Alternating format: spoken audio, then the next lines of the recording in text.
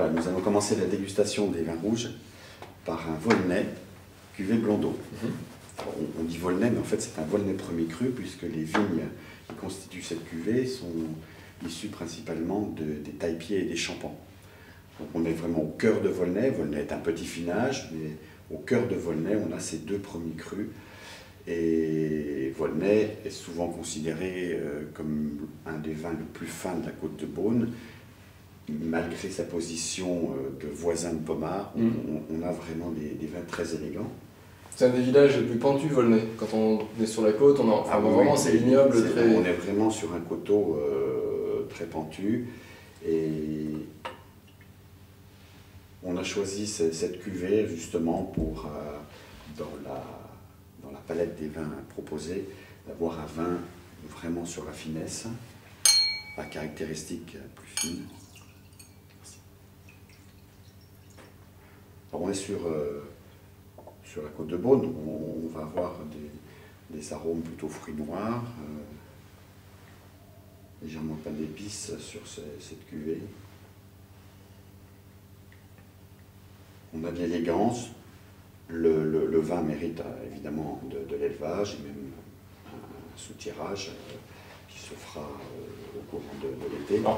Un soutirage, c'est quoi, Alain? Alors un soutirage, c'est éliminer éventuellement les lies, puisque le vin a des lies qui vont nourrir le vin pendant l'élevage, mais au bout d'un moment, il va falloir les enlever, parce que ces lies sont composées de levures mortes. On peut avoir ce qu'on appelle des réductions.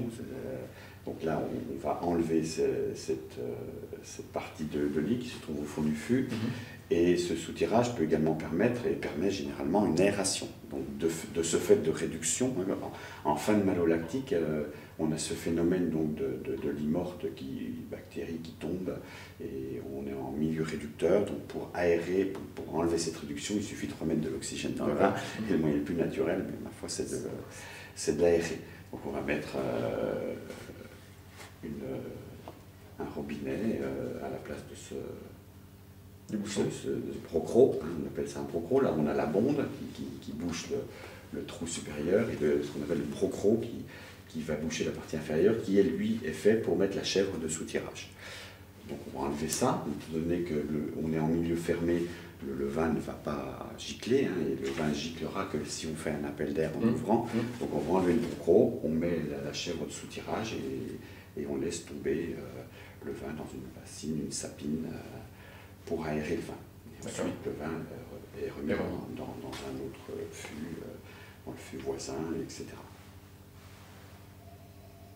Donc ça sera le premier soutirage après les fermentations malolactiques. Et enfin, on aura un dernier soutirage avant la mise en bouteille. D'accord. Est-ce qu'on sent déjà à ce stade les caractéristiques du millésime? On est un millésime, tu disais... Alors, on est sur un millésime qui a quand même un certain niveau de tanin. Volnay est, de par sa structure, de son terroir, un vin plutôt fin, élégant, mais là on sent qu'on a une très belle accroche de tanins, mais des tanins qui ne sont pas du tout violents. D'ailleurs, Anthony Hanson, le Master of Wine qui suit les auspices, a dit de ce vin que pour lui, depuis 2005, où il suit les vins des auspices, c'était l'année la plus réussie. Donc ça également, ça nous a bien fait plaisir, puisqu'on n'avait pas les notes de dégustation d'Anthony Hanson au moment où on a décidé d'acheter cette cuvée. Mais voilà, il est vrai, je préfère le citer d'ailleurs, pour ne pas dire que je dis que c'est le meilleur vin des auspices, mais voilà, de l'avis d'un expert, cette cuvée-là principalement se révèle sur 2010 comme étant une des belles années de celle qui ressort. Qui ressort.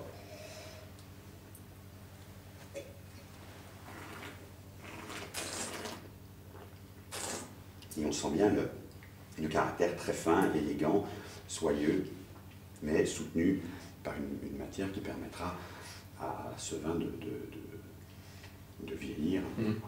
On est sur un millésime, contrairement à 2009, où les vins étaient très gourmands, très faciles à boire, avec du potentiel, malgré tout de vieillissement. 2010, c'est plus concentré. parce que une fleur qui est mal passée, donc avec une fécondation des fleurs mauvaises, donc une récolte des grains qui était très faible, et donc petite récolte. D'accord. Oui, en 2010, les hospices n'ont mis en vente que 600 fûts, oui, par rapport à plus de 700 l'année précédente. Exactement. Donc On est sur une petite récolte, et ma foi, c'est toujours bien d'avoir encore plus de concentration, ce qui confère un bel équilibre au vin. C'est une cuvée qui résonne un petit peu particulièrement aussi aux yeux de la maison, de par son histoire. Oui, c'est vrai que la cuvée Blondeau est une cuvée, donc Blondeau, la famille Blondeau est une famille des donateurs et qui a des liens avec la famille Bichot, donc il y a ce côté un peu historique, patrimonial mais au-delà de ça, nous n'achetons pas tous les ans. C'est pas la raison pour laquelle C'est pas la raison pour laquelle on a acheté, mais lorsqu'on peut conjuguer un petit clin d'œil à la famille en même temps qu'un choix qualitatif, c'est quand même une bonne chose. Là encore, un très bon choix. Merci.